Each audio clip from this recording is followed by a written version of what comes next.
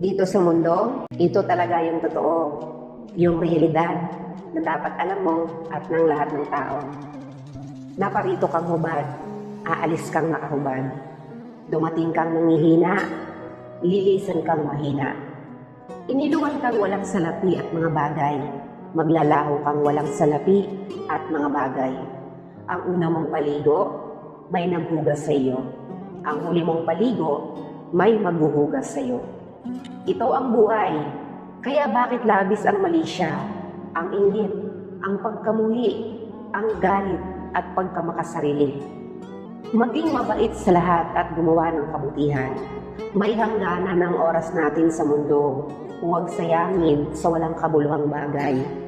Manalangin at higit sa lahat, huwag natin sasambahin ng pera.